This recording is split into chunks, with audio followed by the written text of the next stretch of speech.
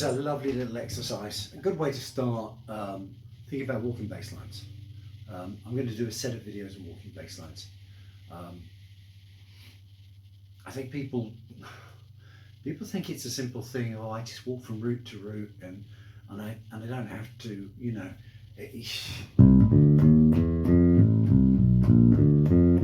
Of course, that works. There's nothing wrong with that. It's not very creative, though, is it? I like to think of a walking bass line as kind of like a counter melody. So you need to have all the tools in the toolbox. You've got to be able to think about how to create a line that's going to connect. It's not always a case of going from root to root. You're going from root to third, root to fifth. Other choices as well. To create some sort of counter melody. You've got a top melody and you've got a bass counter melody. You know, we're improvising all the time. We should be improvising all the time. We shouldn't be just playing the same old rubbish. You know, we just.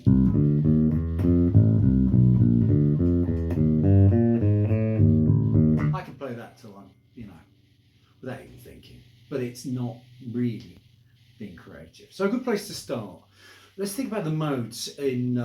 I should have said I was playing Autumn Leaves. So it's Autumn Leaves. It's a jazz standard. I'm going to assume that anybody watching this knows their modes. Modes is another lesson. So we're going to figure out, a good place to start is, how can we play all our modes in this song in the first 4 frets of the bass? We're not going to move our hands. Our bass is now the size of a banjo. Not even a banjo, a ukulele. So we are going to play everything within the first 4 frets. So what's the point of this? The point is to be able to play all the modes of the song without moving our hands. There's 2 types of players. There's people who sort of play around on bass because they only know how to play modes or scales or what have you in a certain pattern, and they're limited. They have to move. And there's people who can see outside of this and be able to see the modes, the scales in multiple patterns, so that you've always got choices wherever you are on the bass to play without moving your hand if you want to. Then you move your hand if you want to. It's the whole thing. Do you have to move your hand or do you want to move your hand? That's kind of what we're talking about here. So a good way to do it is to be able to play whole jazz tunes within the first 4 frets on your instrument. So let's think about this. So Autumn Leaves, we've got C minor 7, F7, B flat major 7, E flat major 7, A minor 7 flat 5, D7 flat 9 flat 13, G minor 6 or G minor major 7, and then it goes to G flat 9 flat 13. Those are virtually all the chords within the song. So we're going to kind of look at the modes that go with those chords. So C minor 7, it's the 2 chord in the key of B flat major. This song's in B flat major, G minor, G minor. So it's a Dorian. So the usual way we all play Dorian is nice safe way of playing it. Nothing wrong with that. But if you're here and if you're trying to play all the notes without moving your hand, then A, you're going to be starting in your 3rd finger, not on your 1st finger, and B, C is now outside your scale. So how are we going to deal with that? It's outside the length of your bass, your new ukulele bass. So think about this. How can we play the Dorian scale without moving your hands? Well, we're going to have to drop down the last note, the C, the octave. The rest of it we should be able to play. There we go, there's the C. So what have I done? I've gone C, 2nd minor, 3rd, 4th, 5th, major 6th, flat 7th, down to the C. Okay, when we get to the F7, we can play all the notes without having to sort of drop down an octave. But we're going to use open strings. This is another thing. A lot of bass players avoid open strings. Open strings are your friends. Okay, then we've got B flat major 7, that's the 1 chord, isn't it? So we can play all of that without moving our hands or dropping down an octave or doing anything. So now we get to the E flat major 7. Now that's the Lydian. It's got a sharp 11th. If we're going only as high as the B, we're going to have to drop down. So let's have a look at this. We've got E flat, the root, second, third, sharp fourth, fifth. We're going to have to drop down for the sixth, seventh, eighth octave.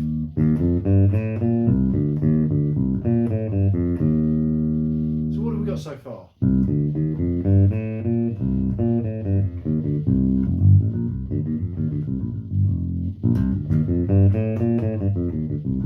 Now to E flat.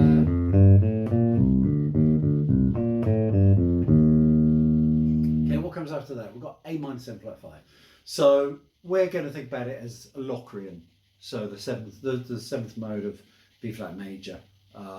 We could potentially look at it as the second mode of G harmonic minor, but we're not going to go there. We're going to keep it simple. So we can play all of that without moving our hands, using the open strings. Now we come to an interesting scale. We've got the dominant 7 flat 9 flat 13, D7 flat 9 flat 13. So that's going to be the fifth mode of G harmonic minor. So can we play that? I mean, if we're going to play it here, fine. But we're going to play without moving our hands. And we've got to be able to see the pattern. There's the root, open string, flat ninth, third, fourth, fifth, flat sixth, flat seventh, back to the D. Let's just play it again really slowly.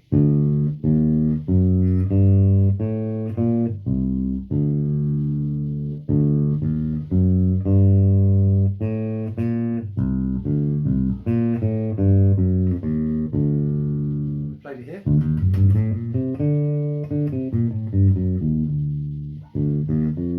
Oh, sorry.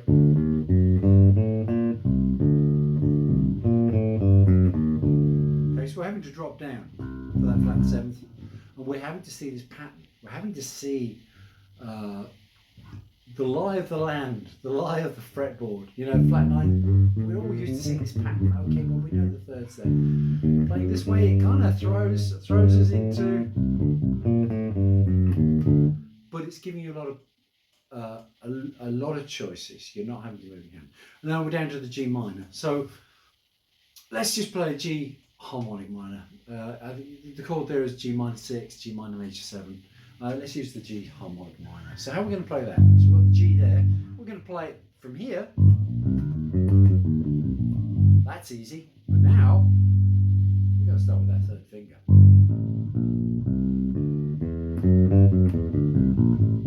So a root, second, flat, third, fourth, fifth, flat and sixth. A big jump up to that sharp and seventh, and then the octave. And then it changes to a G7 flat 9 flat 13 before it goes back to the C minor. What can we do?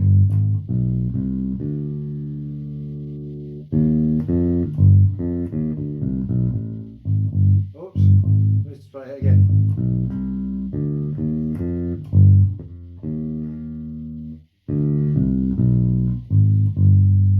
That's a hard one.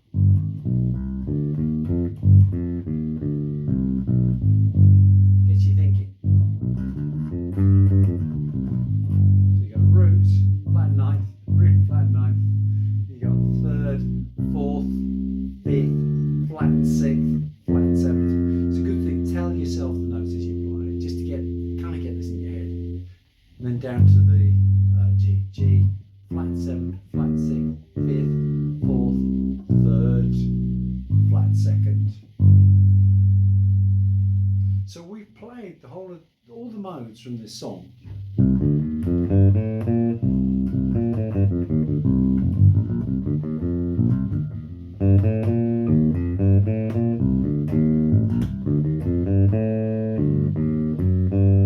Oops. Then we're down to the.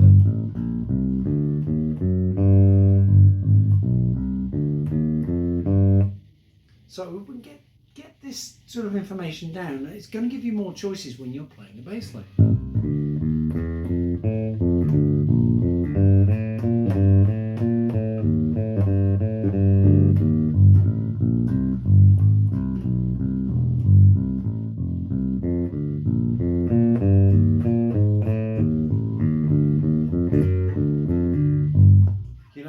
just gives you more, instead of root, root, root. Okay, well, I'm still playing within the first 5 frets, but that's for the next lesson, is how can we get away from just playing root, root, root, root.